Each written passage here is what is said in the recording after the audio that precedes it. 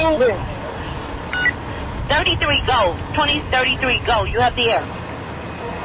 33, I have a prisoner that shot the policeman. Prisoner shot the policeman.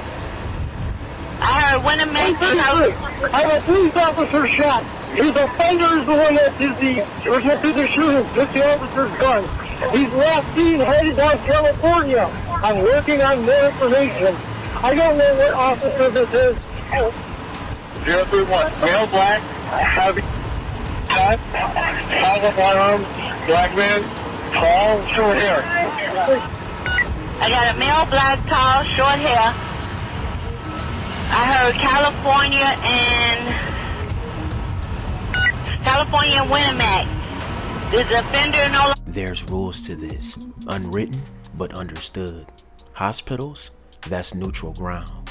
No drama, no violence, just people trying to survive. But every now and then, somebody breaks that code. And when that happens, it doesn't just get messy. It gets dangerous in a way nobody's ready for. Because what went down inside a Chicago hospital wasn't supposed to happen. Not there, not like this. I got a 10-1 coming in, 2739 Foster. I got a 10-1 coming in, 2739 Foster. This is 739 Foster. 10-1. Two officers shot is saying I got an 8-tip coming in at Swedish Covenant, 5145 North California. 8-tip coming in, several 10-1s coming in, 2031, 2032. Start heading that way for me. Talk to me. Anybody on scene got any information? If you don't have any information. Slow it down. There's nobody here except players. Players looking at something. No shooter. Slow it down, slow it down. It said no shooter, slow it down. For the units in 20 and under, everybody's getting slow down, slow down. Everybody's here now. You guys are cutting each other out. California. The door ran out the CT scan off of California. 2033, stand by. I got information.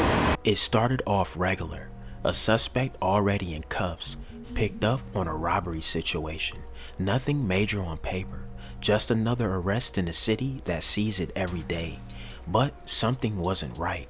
Instead of going straight through the system, he gets taken to the hospital. Observation, they say. 2 officers escorting him, watching him closely. He gets checked at the door. Wand down, cleared.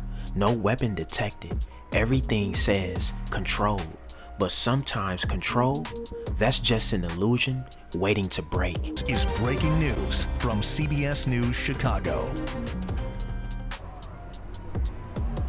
I'm Marissa Sulik here in Andersonville, where we do want to bring you guys the very latest on an active shooting scene here at the Swedish Hospital behind me. You can see that there is a Chicago Police Bureau of Detectives trucks moving in right now, and this is a massive scene. If you've been anywhere around Chicago on the north side, you have seen multiple police cop cars coming in, coming all the way here to Swedish Hospital, rushing because we are hearing from elected officials that 2 officers have been shot after multiple shots were fired here around 11:30 in the morning. We do know that 1 officer is in critical condition according to the alderman of the 20th district here.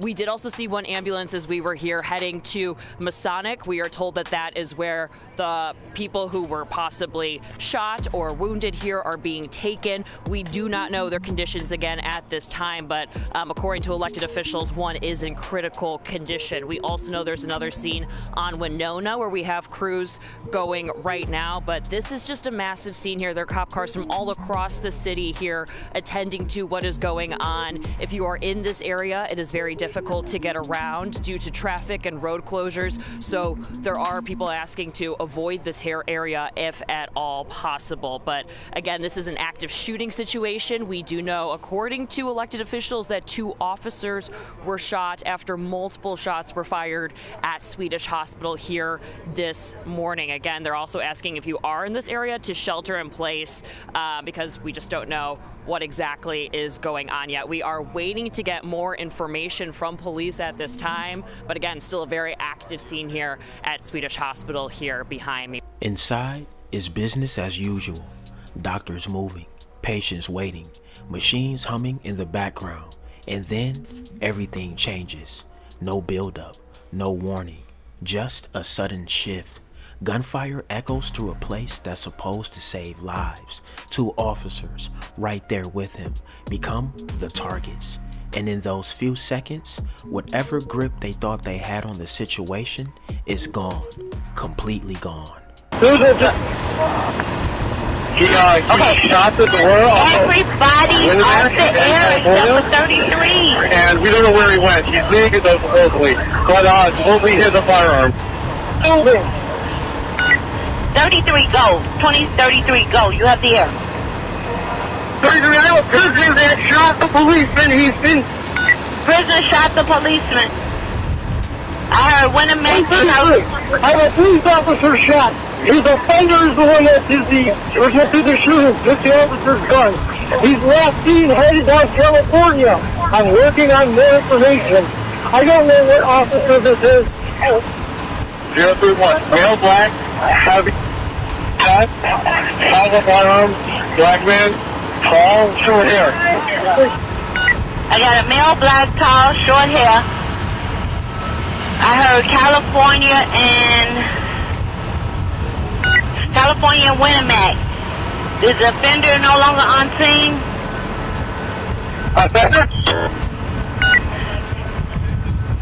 Tall, with hair, naked. Okay, I got a 6 feet tall male naked running down California and Winamac with a gun. He shot a police officer. California with the last plate. Is that a new call? California and Winona.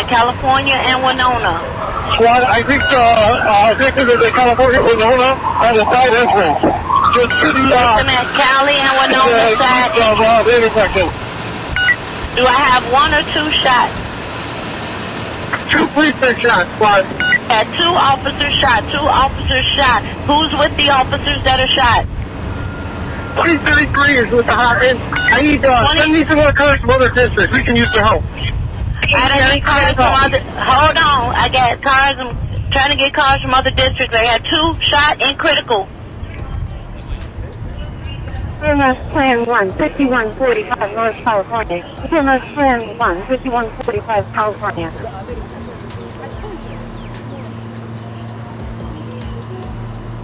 Calls start flying.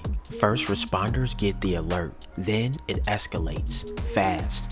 A 10-1 goes out. That's not a normal call. That's the kind that makes everybody move different. Fire crews pull up expecting one situation, but they walk into something else entirely. 2 officers down, bleeding, unresponsive, inside a hospital that's now locked in chaos. And the worst part, the situation still isn't under control. In the middle of everything, he slips away. Just like that, the suspect gone, out of the hospital, back into the streets. Now, think about that for a second. An armed man who just shot 2 officers is moving through a neighborhood, free, for a moment. Nobody knows where he's at until reports start coming in. A house a few blocks away, door open or forced. Either way, he's inside now, and the situation just got a whole lot worse. Police waste no time. They surround the house, lights, sirens, movement everywhere. Then SWAT pulls up. And when SWAT shows up like that, you already know what kind of time it is. Inside that house is a man who already crossed the line, and there's no telling what he's thinking now. No telling what he'll do next. Outside, tense, quiet in a way that doesn't feel right, because everybody knows this could go left real fast. At this time, we're awaiting word from Chicago police on a condition update for those 2 Chicago police officers who we can confirm at this time were shot at Swedish Hospital just early this morning. Endeavor Health gave us a statement just now saying this shooting happened at 11 o'clock. Now it appears that they were transporting a suspect into that hospital for scheduled treatment around 9 o'clock this morning. So it was a patient inside the hospital at the time. Endeavor Health tells us that somehow, despite being wanted for weapon detection protocols while being admitted to the hospital, that suspect was able to grab a weapon at some point and fired shots at both law enforcement officers, then ran out of Swedish Hospital. Now, we are told by Alderman Andre Vasquez that suspect ran out of the hospital but was apprehended, taken into custody by police just blocks away from there. Now, here at Illinois Masonic, we've seen a massive police presence from Illinois State Police, Cook County Sheriff's Office, as well as dozens and dozens of CPD squad cars pulling up to the scene. We know Police Superintendent Larry Snelling is also here on scene, and it looks like we're awaiting the arrival of Mayor Brandon Johnson at this time. We still do not know the condition or status of those 2 Chicago police officers that are being treated here at Illinois Masonic at this time.